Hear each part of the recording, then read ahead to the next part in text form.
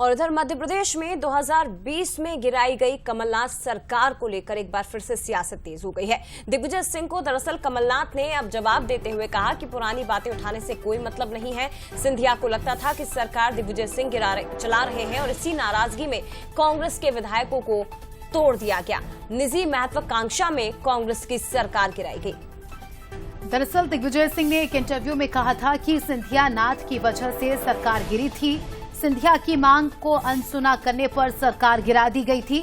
21 मार्च 2020 ये वो समय था जब मध्य प्रदेश की कमलनाथ सरकार गिर गई थी, क्योंकि सिंधिया अपने 28 विधायकों के साथ बीजेपी में शामिल हुए थे। तो कांग्रेस का दामन छोड़ सिंधिया ने बीजेपी का हाथ थामा था, जिसकी वजह से बनी बनाई सरकार मध्य प्रदेश में कांग्रेस की गिर गई थी। तो बड़ी बात यह है कि 2018 में सरकार बनती है, 18 महीने ही सिर्फ सरकार चलती है और उसके बाद सरकार गिर जाती है, लेकिन अभी तक वो दर्द समय समय पर बाहर आ रहा है और दो बड़े दिग्गज मध्य प्रदेश कांग्रेस के आमने सामने नजर आ रहे हैं। तो देखिए कांग्रेस के दो सीनियर लीडर जो एक दूसरे पर कटाक्ष कर रहे हैं। बीजेपी इसे लेकर क्या कह रही है, चुटकी लेते दिखाई दे रही है, सुनिए। यही तो उस सरकार का तमाशा था। जनता यही तो पूछना चाहती थी कि सरकार एक्चुअल मुख्यमंत्री चला रहा है कि पर्दे के पीछे कोई दूसरा मुख्यमंत्री चला रहा है। लेकिन अब पछतावा तो होत क्या है जब चिड़िया चुग गई खेत। जब आपने सिंधिया जी का सार्वजनिक अपमान किया, जब सिंधिया जी ने कहा कि लोकतंत्र में हमने जनता से जो वादे किए हैं उन वादों को पूरा नहीं कर रही कमलनाथ जी की सरकार, तो कमलनाथ जी ने सिंधिया जी ने कहा कि मेरे को वादे पूरे करने के लिए सड़कों पर आना पड़ेगा। तो कमलनाथ जी ने कहा सड़कों पर आओ, खूब आओ। तो सिंधिया जी ने दिग्विजय सिंह और कमलनाथ जी की मंडली को पूरी सड़कों पर ला दिया। पर्दे के पीछे दिग्विजय सिंह खेल कर रहे थे, वो दर्द आज कमलनाथ जी का झलका है। और दिग्विजय और कमलनाथ के बीच खींचतान का असर मध्य प्रदेश की राजनीति में भी देखा जा रहा है। बंसल न्यूज पर मंत्री तुलसी सिलावट ने कहा कि दोनों नेता मान रहे हैं कि उनसे चूक हुई है। सिंधिया का सरकार बनाने में बड़ा योगदान। दिग्विजय और कमलनाथ पर निशाना साधते हुए कहा कि सिंधिया ने कर्ज माफी, बेरोजगारी के मुद्दे उठाए थे।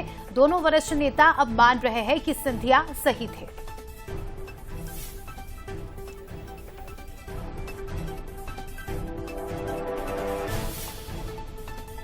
मध्य प्रदेश की सियासत में साल 2020 में हुए सत्ता परिवर्तन को लेकर घमासान मचा हुआ है, या यूं कहें कि दो पूर्व मुख्यमंत्री दिग्विजय सिंह और कमलनाथ आमने सामने हैं। इस पूरे सत्ता परिवर्तन के अध्याय की मुख्य कड़ी रही है जो तुलसी सिलावट जी उस वक्त कहीं न कहीं कैबिनेट में मंत्री थे। फिलहाल वे भी अभी मंत्री की जिम्मेदारी संभाल रहे, लेकिन क्या कुछ हुआ था मंत्री जी? ये जो ट्वीट हो रहा है, बयान सामने आ रहा है, कैसे आप इसे देखते हैं? क्योंकि इस सत्ता परिवर्तन का पूरी तस्वीर कहीं न कहीं आपने बहुत करीब से देखी थी। आप जानते हैं केंद्रीय मंत्री परम सम्मानी ज्योतिरादित्य सिंधिया जी जो बात बोलते थे वो इन दोनों के बयानों से सही साबित हो रही है। पूर्व मुख्यमंत्री चाहे दिग्विजय सिंह जी हों, पूर्व मुख्यमंत्री कमलनाथ जी हों, ये तो मानते हैं कि हम लोगों से त्रुटि हुई, तो आम जनता के सामने आ रहा है। हमको कुछ बोलने की उचित ही नहीं है। ये कितना प्रेम है इन दोनों में, आपके सामने दोनों वरिष्ठ नेता हैं, मेरा कोई बोलने का उचित नहीं। इतना पुराना मैटर है क्योंकि अब बहुत पानी बह चुका है। सरकारें एक नहीं दो बदल गई हैं। दोनों सरकारें भारतीय जनता पार्टी की सरकार बनी, देश के प्रधानमंत्री जी के नेतृत्व में, भाजपा के नेतृत्व में। अब कोई बसता ही नहीं उचित इस पर कुछ। मैं सोचता हूँ कुछ मैं प्रतिक्रिया दूं, क्योंकि दोनों कांग्रेस के वरिष्ठतम पूर्व मुख्यमंत्री हैं, चाहे कमलनाथ जी हो चाहे दिग्विजय सिंह जी हो। अब ये दोनों इतने वरिष्ठ, ये दोनों का कितना आपस में समन्वय सामंजस्य आम जनता के सामने दिख रहा है। ये आपको लगता है कि दोनों के बयानों से ये जाहिर होता है कि दोनों एक दूसरे के ऊपर कहीं न कहीं ये जवाबदारी ढोल रहे हैं कि इनकी वजह से सरकार, क्योंकि कमलनाथ जी साफ कह रहे हैं कि दिग्विजय सिंह जी सरकार चला रहे थे, ऐसा सिंधिया जी का कहना था, और दिग्विजय सिंह जी कह रहे हैं कि सिंधिया जी और कमलनाथ जी की आपस में बन नहीं रही थी। क्या कुछ वजह मानते हैं? आप जानते हैं सारी तस्वीर दोनों ने स्पष्ट कर दी है।